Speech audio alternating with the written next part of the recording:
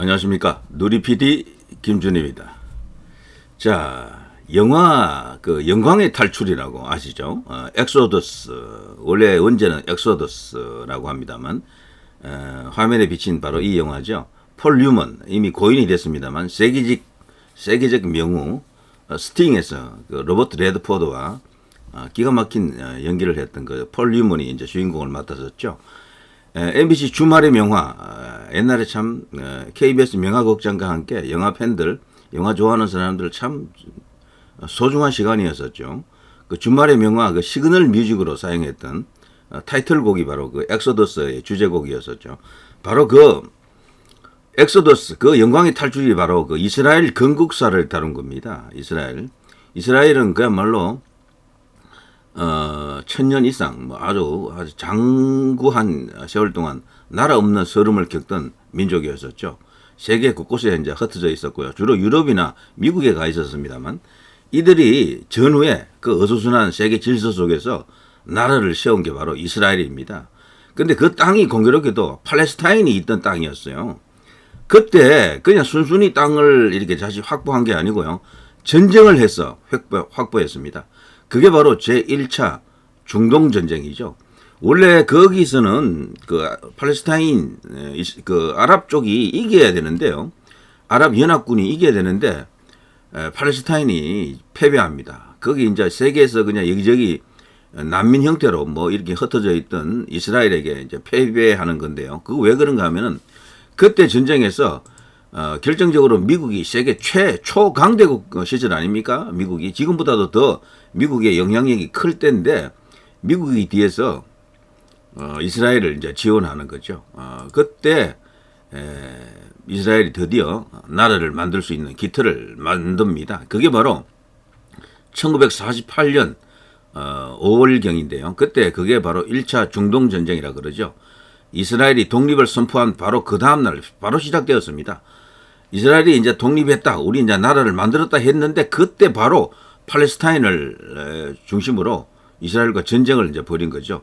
이스라엘이라고 하는 존재 자체를 용납할 수 없다라는 것이 당시 이집트, 레바논, 시리아, 이라크를 비롯한 아랍 국가들이었습니다. 그래서 이들이 이스라엘을 일방적으로 침공했던 게 제1차 중동전쟁. 전쟁 초반에는 병력으로 밀어붙인 아랍 국가들이 이기는 듯 했죠. 전쟁을 시작하기 전부터 아랍 국가는 자신만만했고 사람들도 당연히 아랍이 승리할 것이라고 생각했습니다만 그러나 이스라엘이 외국으로부터 무기를 지원받는 결정적인 변수가 생깁니다. 이때 무기라고 하면은 미국이 갖고 있는 무기가 세계 최첨단 최강 무기였었죠. 이게 들어갑니다. 그러면서 전세가 순식간에 역전되기 시작합니다. 결국 1949년 1월 7일에 이스라엘의 일방적인 승리로 전쟁이 끝납니다.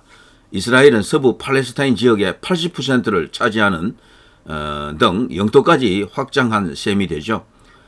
그래서 지금의 이스라엘이 이제 탄생하게 되는 결정적인 계기가 만들어졌고 그 당시 외국, 특히 미국의 지원만 없었으면 아랍 국가들의 뜻대로 이제 됐을 것인데라고 생각하는 것이 또 아랍 진영의 생각입니다. 이로써 말이죠. 아랍의 이제 이스라엘에 대한, 특히 유태인에 대한 정오는 더욱더 커지게 된 그런 과거의 일이었습니다. 자, 이걸 이야기하기에 앞서요. 지금 드디어 제5차, 그동안 중동전쟁이라고 하는 것이 이름 붙여진 전쟁이 4번 있었거든요. 이 중동전쟁이라고 하는 이름이 붙은 건 전쟁의 규모가 큰 걸 말하는 거예요. 작은 소규모 국지전은 많았어요. 십수 차례 됩니다. 그런데 제법 큰 규모의 전쟁이라고 하는데 중동전쟁 4차까지 있었는데 이번에 드디어 5차 중동전쟁이 시작됐을 수도 있다라는 어떤 예상이 많습니다. 저도 이제 그런 식으로 어제 방송을 한번 했는데요.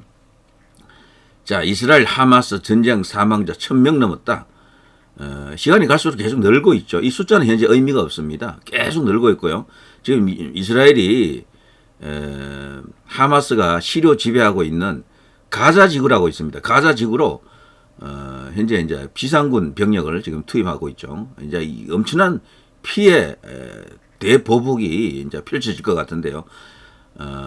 지상군이 이제 어떤 정도로 작전을 전개하느냐에 따라서 이 사망자 숫자는 뭐 기하급수로 늘어날 수 있을 겁니다. 뭐 쭉쭉 자, 이스라엘 하마스 공습 왜 막지 못했냐? 이게 지금 우리로서는 굉장히 중요한 뉴스죠. 이스라엘 하면 세계 최고 수준의 요격 방위 시스템이 있거든요. 그런데도 이게 무너진 겁니다. 자, 우리도 이제 이 이야기를 제가 하기 위해서 이 시간에 이제 방송을 열었고요. 그리고 이번에 이 이스라엘 하마스와 교전은요, 단기간에 끝나지는 않을 거예요. 일단 전쟁 자체는 이스라엘의 승리로 단기간에 끝나는데, 이제 게릴라전으로 들어가게 되면 그 게릴라들을 일일이 다 이렇게 색출하는 게 쉽지 않거든요. 여기저기 이제 이렇게 압력해서, 그리고 이 하마스가, 분산된 형태로 아마 도발해 올 겁니다. 이제 그 상황은 꽤 길어진다라고 봐야겠죠. 이 경우에 이제 국제사회가 나서서 어떤 협상을 통해서 또 이 사안을 마무리 지을 가능성이 큽니다. 자, 미국, 독일, 프랑스, 영국 정상 이스라엘 하마스 사태 긴급 논의키로 유엔 안보리 의제가 되겠죠. 뭐 전쟁 막 올랐다. 이스라엘 하마스 이슬라믹 지하드 파괴 결정했습니다. 이제 이스라엘은 지금 뭐 뿔라도 이만저만 뿔난 게 아니고요. 지금 뭐 눈 돌아갔죠. 뭐 이 정도면 그냥 이제 아무런 어떤 자비심도 없다라고 봐야 될 겁니다. 이스라엘이 갖고 있는 우월한 공군 전략 그리고 이 미사일 전략 이런 것들이 굉장하잖아요. 그리고 이스라엘은 예전에도 아랍하고 전쟁에서 진 적이 없어요. 그 인구 많은 그 상대적으로 누가 보더라도 이집트가 우월하다고 생각했는데 붙어보니까 이집트가 박살났고 시리아도 박살났고요. 어디 게임이 안 돼요. 게임이. 이란 같은 나라가 얼마나 큰 나라입니까? 그런데도 이스라엘과 붙어서 이길 수 있다라고 생각할 수가 없어요. 자, 이스라엘 하마스 출동 놓고 갈라선 남북. 자, 남한과 북한이 이스라엘과 하마스의 군사 충돌에 대해 상반된 입장을 나타냈다. 자, 한국은 결국 이제 미국과 서방을 따라서 이스라엘 쪽에 서고요. 북은 러시아를 따라서 쫓아서 그리고 비동맹 중립 이런 것을 주로 표방했던 과거적 그런 인연들이 있는 나라들이 있습니다. 그들을 따라서 또 하마스 쪽에 서는 거죠. 자, 독일 여성 옷 벗겨진 채 하마스에 실려갔다. 끔찍했던 음악 축제. 안보리 이스라엘 하마스 긴급 협의 적극 조치는 없어. 자, 여기서요. 중앙일보 여기 있어요. 제목. 이거 참 유념을 해야 되는데요. 북이 나중에 이런 짓을 할 수가 있어요.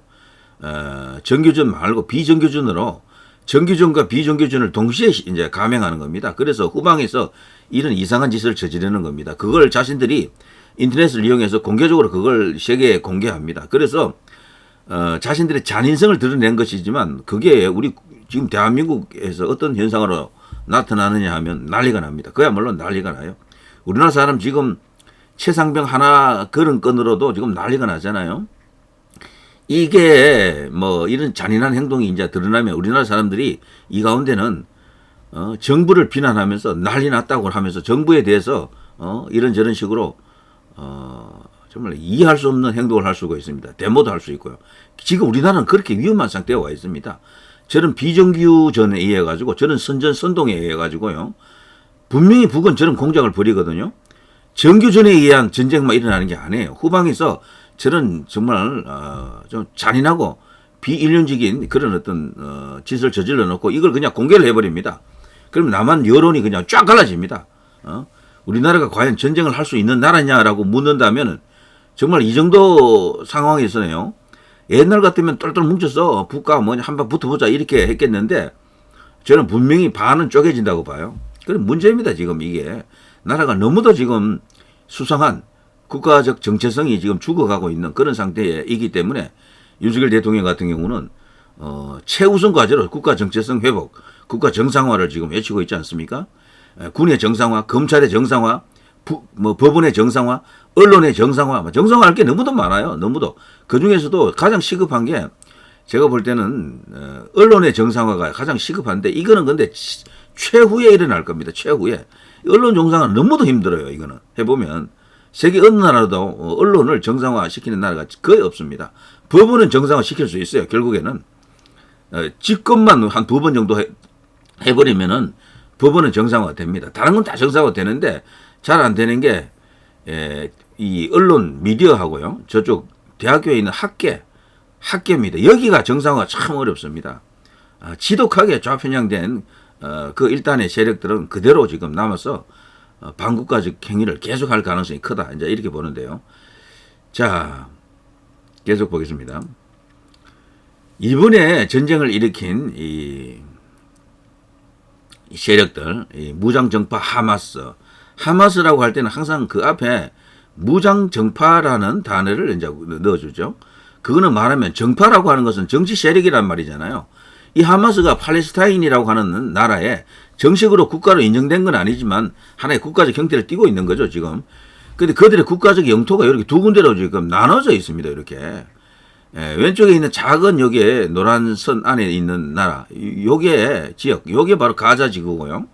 오른쪽에 있는 여기에 큰 여기 노란 선 안에 있는 노란 선, 요게 지금 요르단강 서안지구라 그러죠. 여기서 말하는 요르단강은요, 성경에서 말하는 그 요단강 있잖아요. 요단강, 그게 바로 이겁니다. 요 새파란 약간 초록색 요 바탕에 있는 요게 이제 강을 말하고요. 갈릴리 호수도 여기 있죠. 자, 여기를 지금 팔레스타인이 자신들의 영토다, 이제 국가다 해서 이스라엘도 허용했고 세계가 이제 국제사회가 인정한 자신들의 땅인데, 근데 이들은 이 땅에서 사는 것만으로는 만족 못하겠다라는 겁니다. 원래는 왼쪽에 있는 이 장도처럼 생긴 비수처럼 생긴 요 지역 전체가 현재 이스라엘이 지금 자신들의 영토로 지금 하고 있는, 국제사회가 이스라엘의 땅이다라고 인정해주는 요 땅이거든요. 이 땅이 넓지는 않습니다. 넓지는 않고 우리나라 남쪽, 그러니까 한반도의 남쪽으로 치면 전체적으로 한 3분의 1 정도 되는 땅, 그렇게 넓지 않은 땅인데 지금 여기에 이스라엘이 지금 살고 있죠.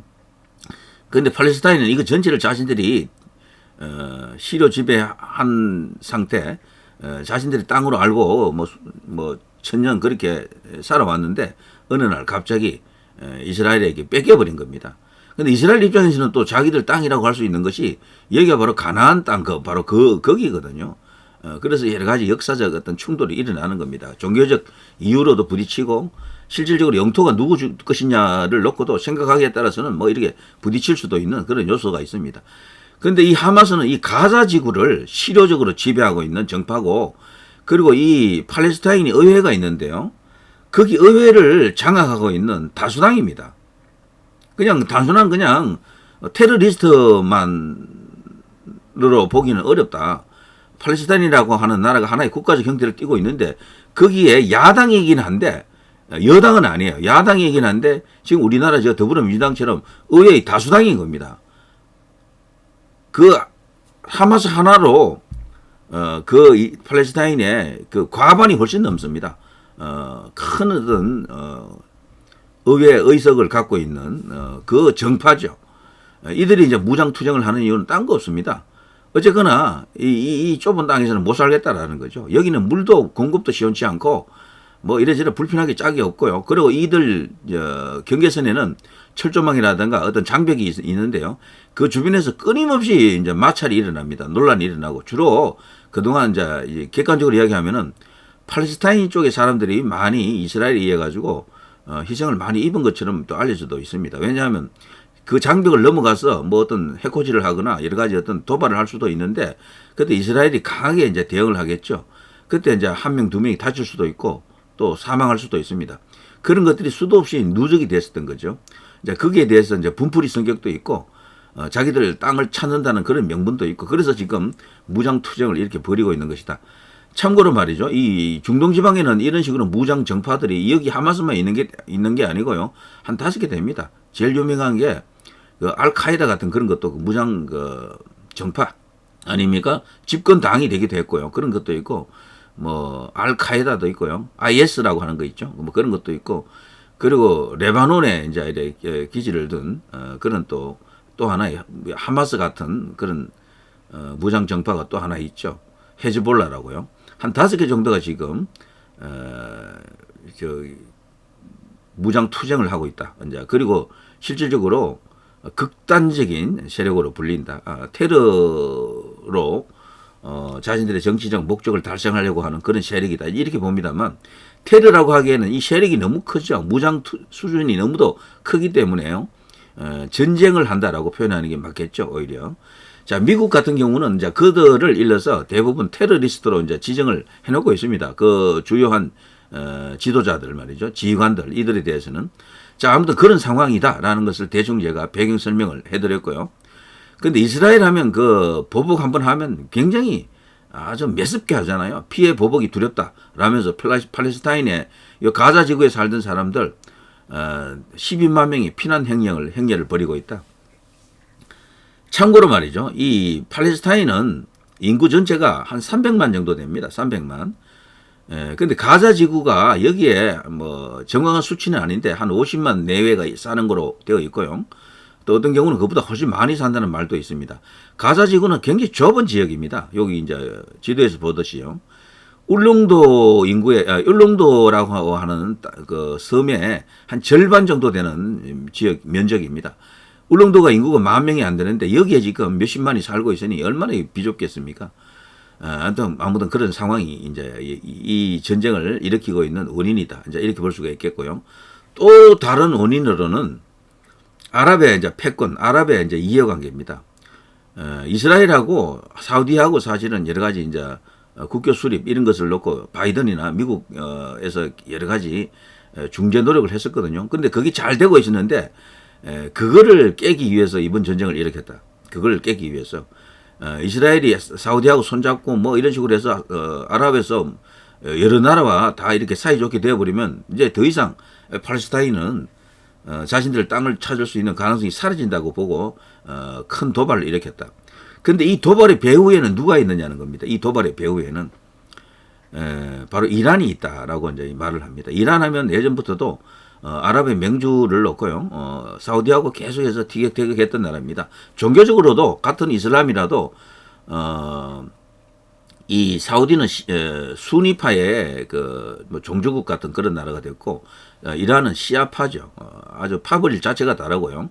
그리고 또 이집트 같은 경우도 이제 아랍의 맹주격을 이제 자처하는데 인구도 많고요. 나라가 크죠. 이집트도. 자, 이집트 같은 경우도 이제 과거에 이 이스라엘과 전쟁을 벌인 적이 있죠. 중동 전쟁을 이제 직접적으로 벌였다가 박살이 났었죠.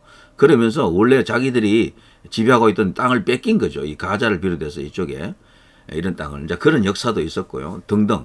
그래서 이 중동 국가들 안에서 그 이해관계가 왔다 갔다 하는 게 있어요.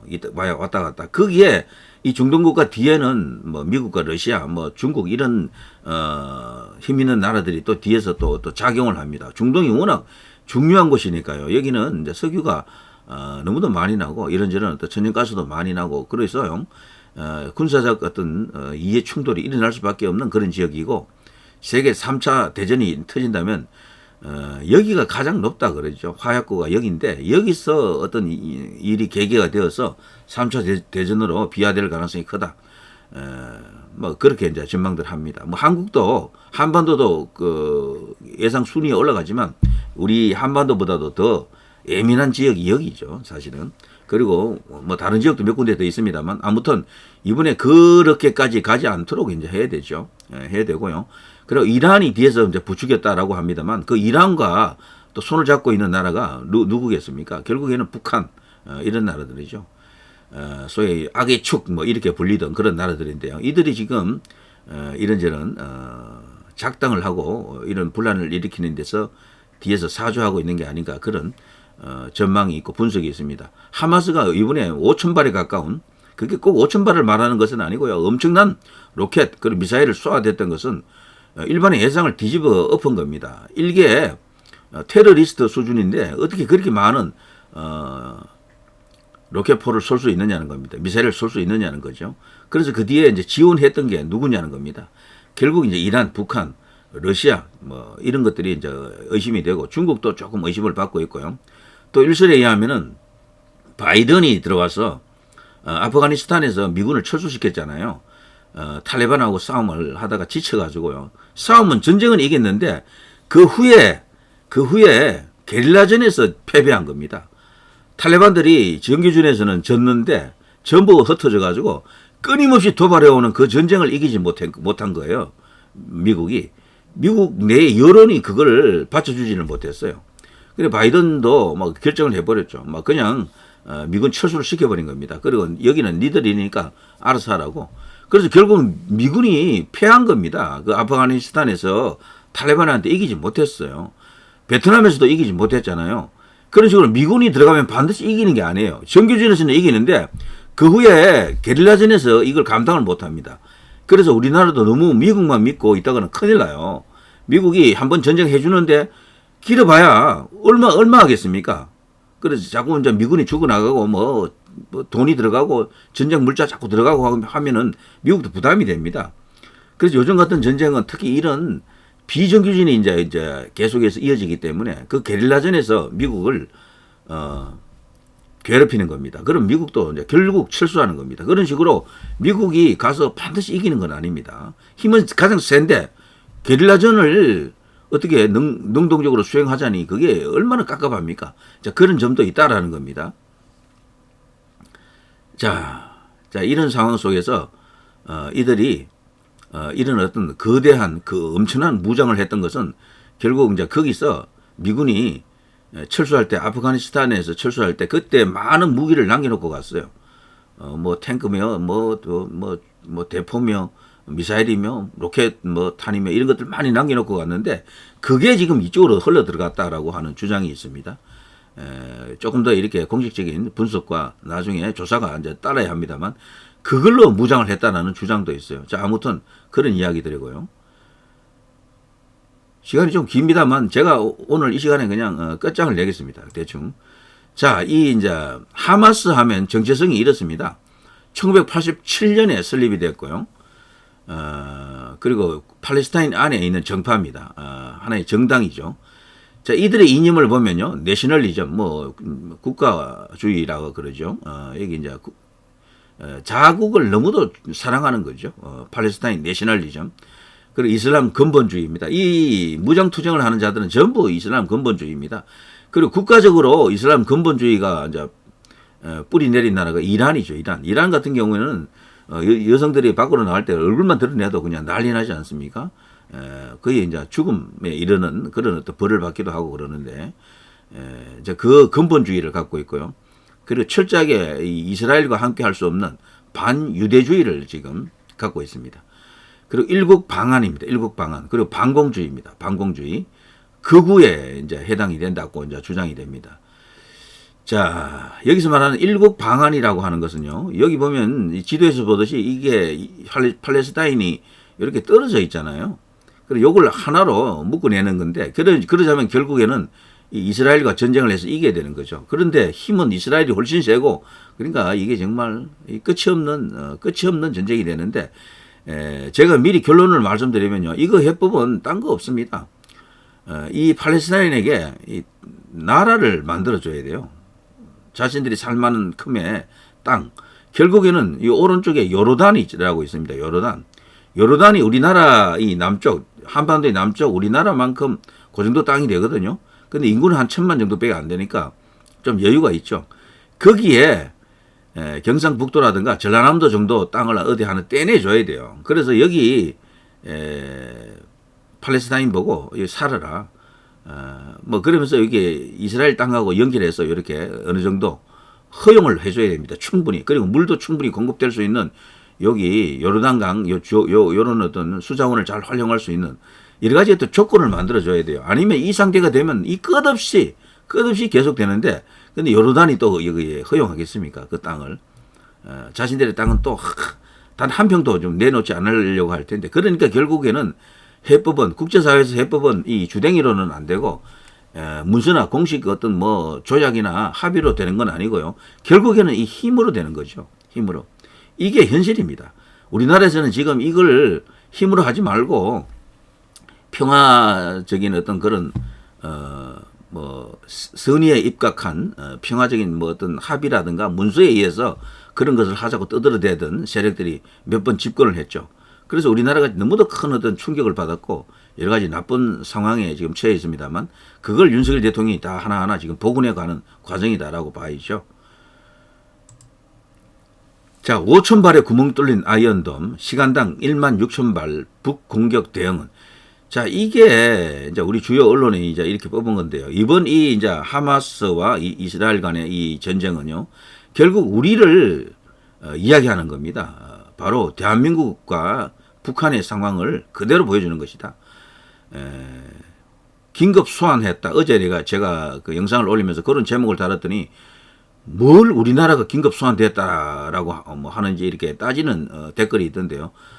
결국 우리나라가 소환된 겁니다. 이번에 이 사태는요, 결국 북이 어떻게 나올 것인지를 미리 보여준 겁니다. 이걸 예상한 사람 많아요.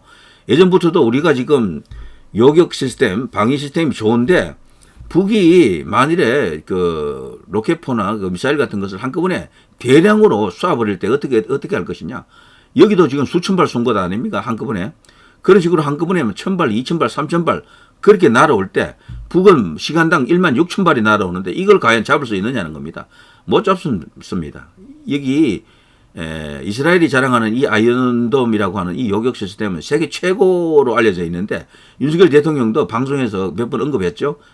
대선 후보 시절에도 그랬고 이 아이언돔을 이제 이렇게 검토하고 있다 그랬는데 이제 이걸 이제 지금 대한민국은 지향하지 않습니다. 이걸로도 안 된다라는 게 어느 정도 알려졌었어요.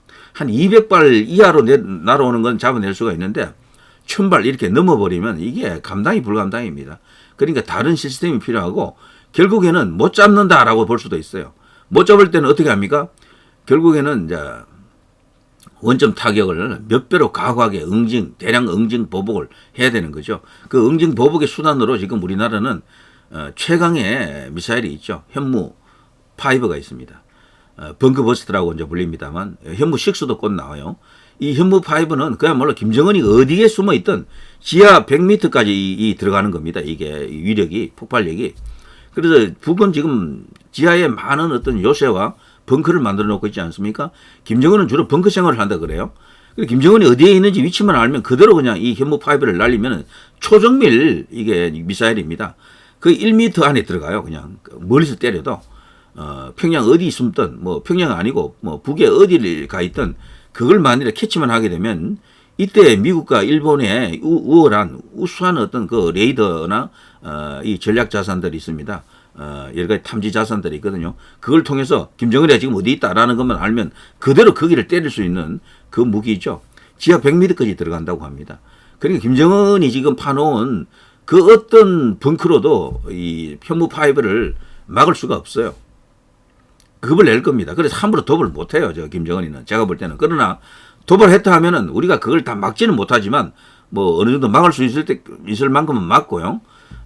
나중에는 그냥 저런 걸 때리는 거죠. 그러면서 대량 응징 보복이 들어갑니다. 우리가 갖고 있는 우월한 미사일 자산 굉장하거든요. 대한민국 이 육군 전력이 주로 육군이 미사일을 이렇게 컨트롤합니다.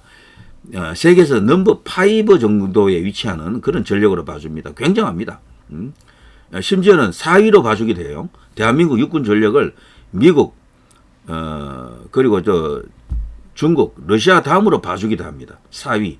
그 정도로 높이 평가받는 것은 바로 우리가 갖고 있는 우월한 이 이제 공격 수단 때문에 그런데요. 바로 K9 자주포 그리고 이 여러 가지 이제 우수한 지대지 미사일들 그런 것들이 있습니다. 이런 것들이 굉장하다라는 거죠. 우리는 미사일도 많이 자체 개발하는 나라인데요. 그걸로 인해서 어느 순간 세계적인 미사일 강국이 되어 있는 거죠. 그리고 북이 이걸 잘 알아요. 자신들이 갖고 있는 핵으로 지금 뭐 이렇게 겁을 주겠지만 우리는 그 핵에 버금가는 전술 핵에 버금가는 위력을 가진 게 바로 그 현무5입니다.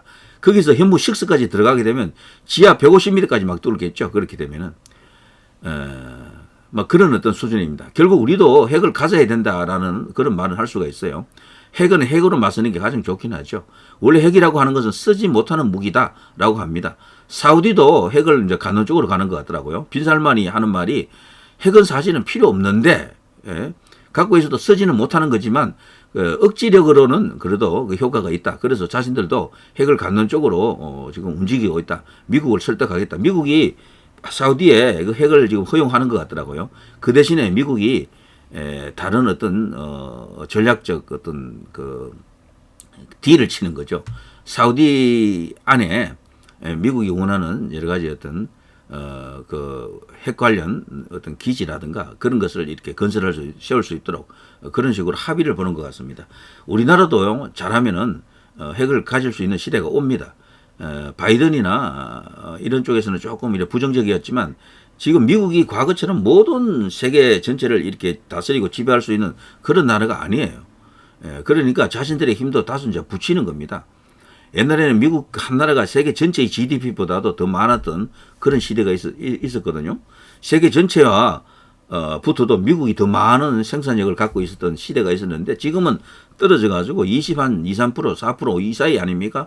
그리고 미국이 갈수록 여기에 이제 비율이 떨어져요. 그래서 미국 하나가 전 세계를 다 지배하던 시대는 이제 지나갔죠. 때문에 미국도 이제 자체 이제 방어에 이제 좀 이렇게 뭐랄까 부담을 느끼는 세계 전략에 부담을 느끼는 그런 지경에 있는데 그래서 믿을 수 있는 나라에게 미국도 어떤 이익이 되는 그런 나라에게 핵을 이제 허용하는 그런 시대가 열립니다. 우리나라도 이제 그렇게 될 수도 있어요.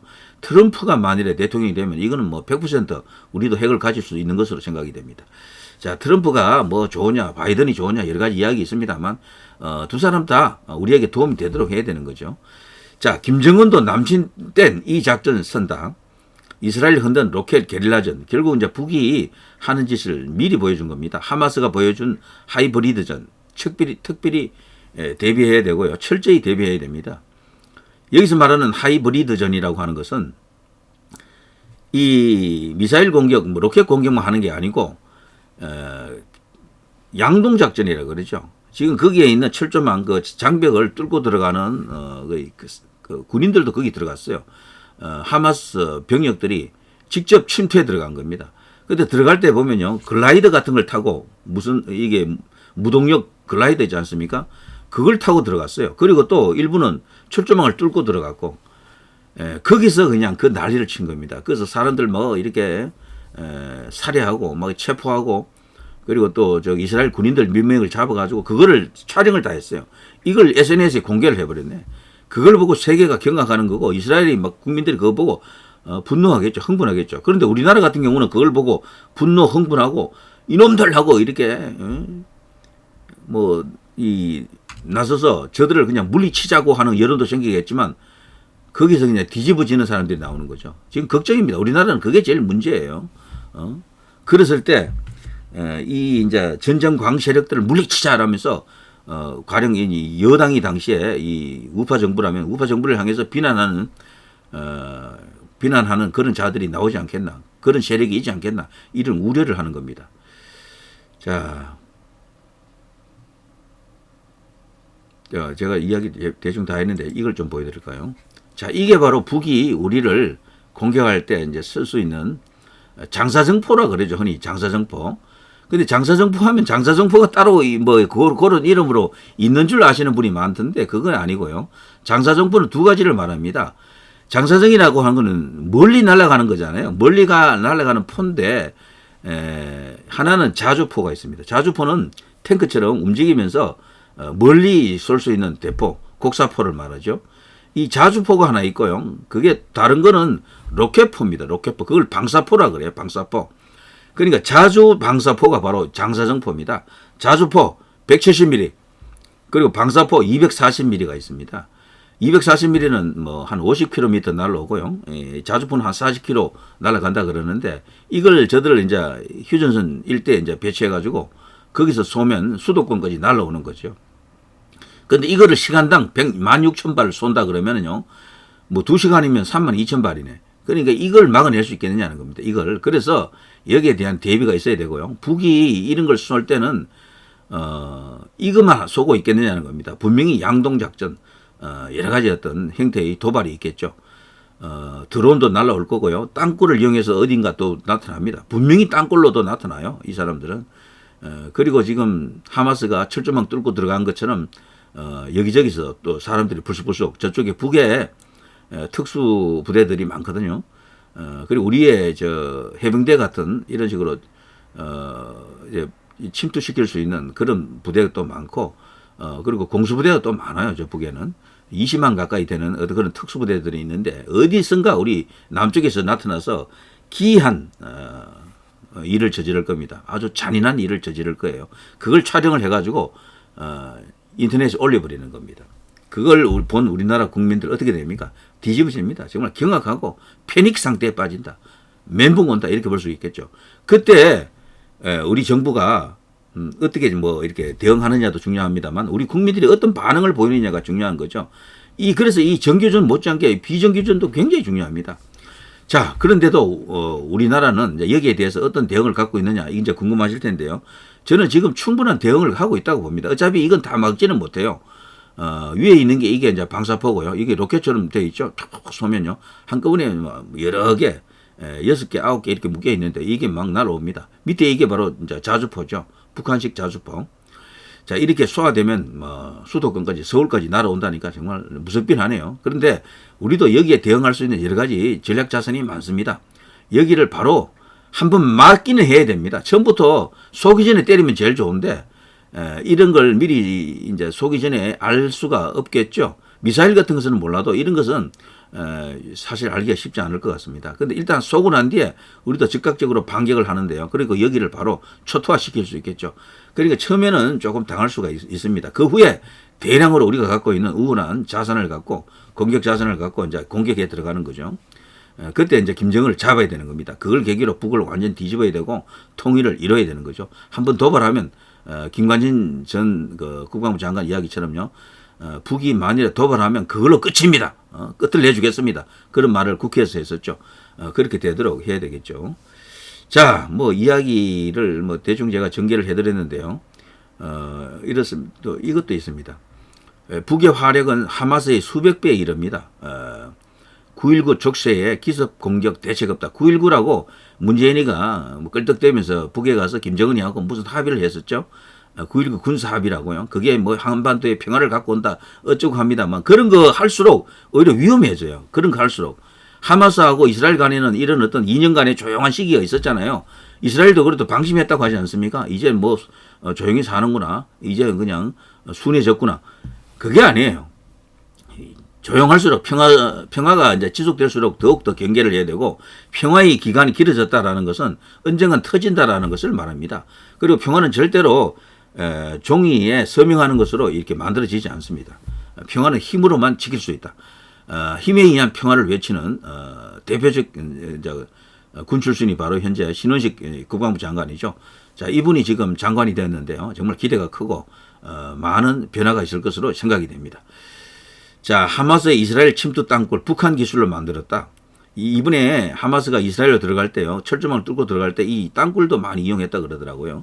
자, 우리는 이 북한이 뒤에 있다라는 것, 위에 있다라는 것, 그리고 이런 도발 세력 뒤에는 이란, 북한 이런 나라들이 그들의 지원하는 그런 세력이라는 것을 다시금 확인하는 그런 큰 사건이 아닌가 싶습니다.